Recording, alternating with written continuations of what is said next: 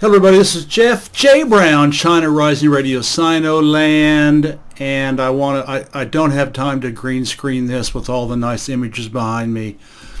I apologize. It takes me a full day to do a good green screen, and I just don't have time.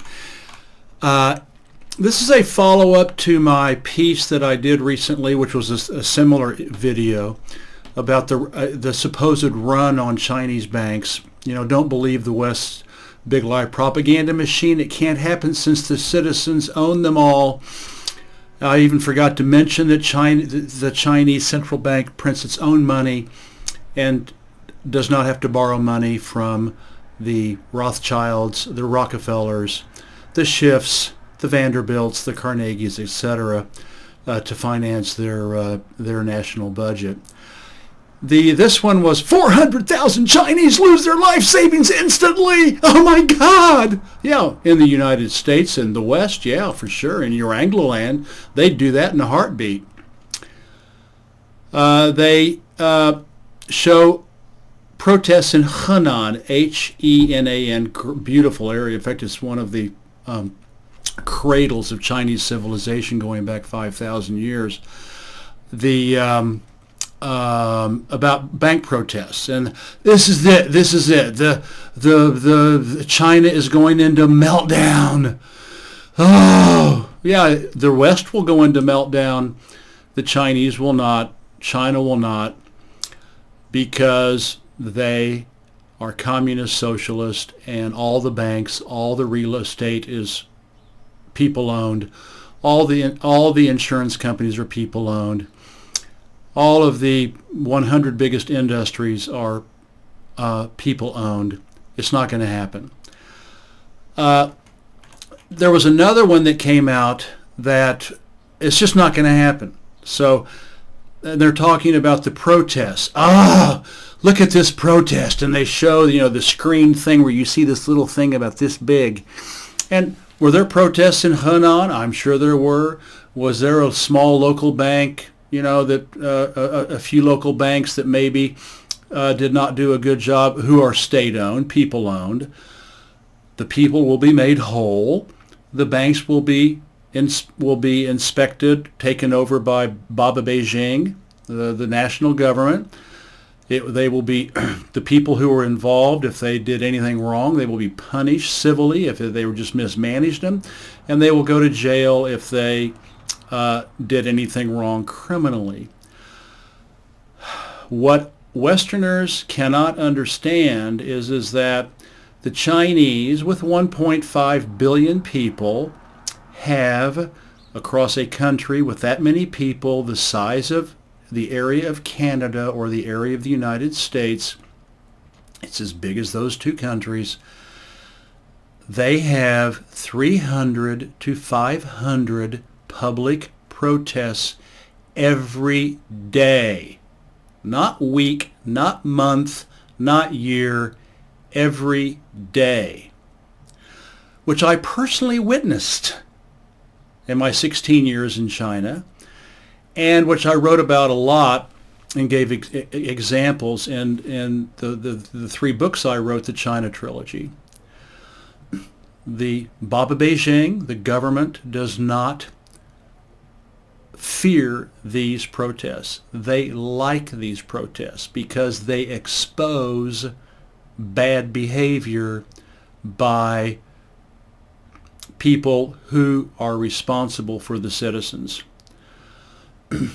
These protests smoke out corruption. These protests smoke out mismanagement. These protests smoke out a bad actor in some office, in some place, in a government office, in some town, someplace. Baba Beijing follows up on every one of these protests and addresses them. Westerners fear their governments because their governments fear their people. The Chinese trust their government because their government trusts the people. This kind of fake news is rampant in the big lie propaganda machine, the West big lie propaganda machine. There was another one that went around recently where they showed a film. It was Twitter, and I got hundreds of thousands of retweets. It showed a long line of people with many of them with hoods on their heads, etc., handcuffed, standing in line with police standing next to them, saying that they had been handcuffed and were being forced to get a COVID test or COVID shot every day, et cetera, et cetera, et cetera. Well, as it turned out, it was proven that this video was actually from a while back, and it was shown that that was not the case, that these were people who had been caught in China in a pornography ring, an online pornography ring, and they were being arraigned in China. In fact, in Gansu, where I traveled, is just a beautiful area.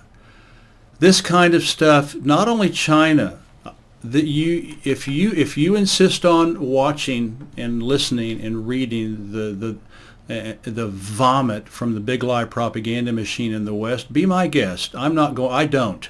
I quit watching the mainstream garbage years ago. There was a great montage of photos after Russia went in with their special military operation into Ukraine. I think it was Jim Fetzer, F-E-T-Z, I can't remember, but somebody put a montage of about 20 photos of stuff being blown up before Russia and after Russia, or Ukraine before Russia and Ukraine. And they showed these like 20 photographs of stuff being blown up, supposedly in Ukraine.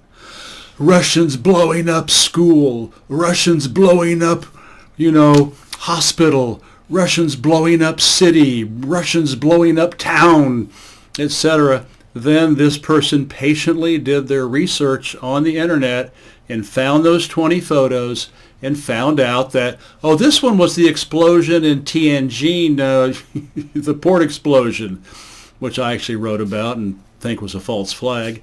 The next one was the explosion in the port in Beirut, which I also think was a false flag. This military depot, and they found each photo, these 20 photos that were being produced by BBC, CNN, Washington Post, New York Times, NPR, MSNBC, the big lie propaganda machine, just spewing fake, totally fake news. And he found each one of these photographs, some back into the 70s and 80s, of explosions that happened, and he was able to find those same explosions on the internet from years to decades ago. This goes on non-stop, and until you learn this, you are going to continue to be brainwashed. Frank Dicotter, on the cover of, this is just one example of many, Frank Dicotter on the cover of his complete fabrication, Mao's Great Famine. He wrote a book called Mao's Great Famine. Killed 80 million people, huh? He showed a picture of a starving Chinese baby on the cover, and it was a Chinese baby, and the baby was starving. But it wasn't during Mao's era. It was actually from the cover of either Look or Life magazine in the United States, of a Chinese baby during the Chinese Civil War in the 1930s, and it was actually caused by Chiang Kai-shek, who blew up a dam. Actually, he did it twice. He blew up 2 dams, burned down Wuhan, killed 30,000 people. Anyway, this kid, and I've written all about this in the China trilogy, this baby was starving because Chiang Kai-shek, the fascist gangster who ended up in Taiwan after 1949, he's the one that blew up the dam, flooded hundreds and hundreds and hundreds of thousands of hectares of land, causing mass starvation. Where? In Henan and Anhui, in that central part, the grain where they grow a lot of grain, in the central plains of China. We call this, and of course Frank Dicotter is a millionaire. He gets a cushy 6-figure salary on some China-hating, a think tank, and he pulls these completely fabricated lies out of his Chinese hating backside, and he gets paid millions of dollars, and his books go on the New York Times #1, bestseller list, because he lies about China. We call this scar literature. I've wrote about this also. White Swan, Jung, and Halliday, all these people. It's just a bunch of anti-Chinese, xenophobic, anti-communist, anti-socialist garbage. I have also, and I have found over the years, there are photos of supposedly unrest in China. And then after investigation, not me because I don't have time, but some people actually go to the trouble to do this, found them to be from Myanmar, because what does a person in Europe know the difference between a Malaysian or an Indonesian or a Burmese citizen? They've all got slanted eyes, so racist. So they all, and even some of the photos are so obvious. You can even see the symbol on the shoulder is actually the Indonesian army, Myanmar, etc. And they blast these photos out to you, and you go, "Oh yeah, look, Tibet, Hong Kong, Xinjiang. Oh my God." And these are photos even as far back as the 1960s and the 1970s. Over and over and over again, and everybody out there believes it. The CIA, and if they need to fabricate like something specific, like a fake chemical attack, a fake, a false flag, a fake whatever, a fake terrorist act, whatever, the CIA has movie studios all over the world, like the huge one north of Las Vegas in Nevada in the USA that was used to produce the Apollo moon program. They had another one in Laurel Canyon, California. I've read books about all this. It's all there. Laurel Canyon, California at the same time. Did you know that the U.S. Department of Defense, what I call the U.S. Department of Death, owns over 1,200 magazine publish. They publish over 1,200 magazines around the world. The CIA has newspapers and magazines all over the world. They can create videos and street scenes with Chinese actors in protest, and then with tens of thousands of robot Facebook, Twitter, and Instagram accounts, along with thousands of paid editors and journalists, they flood the West Big Lie propaganda machine with yellow peril, xenophobic vomit. And you need to start asking yourself, do you want to stop or not? And if you don't believe me, I interviewed the two guys that translated the book. Oh my gosh, I'm having a brain burp. The German guy, Prostitutes in the Pay of the CIA, A Confession from the Profession. It was in German, and I interviewed John Paul Leonard and Andrew Schleidman. They translated it and produced it in English because nobody in the mainstream media would touch it because they didn't want it to get out. Anyway, I'll put all these links for you. And that he was basically bribed for 40 years in his profession, working for the biggest and the best German newspapers. Basically, he was a whore for the CIA, and finally came out and told the truth. The CIA even doesn't even the CIA is also proud to admit it. I've also reported this. William Casey, the CIA director, in his first staff meeting under Ronald Reagan, said, "We'll know our disinformation program is complete when everything the American public believes is false." Well, that also goes for Europe and the rest of the world.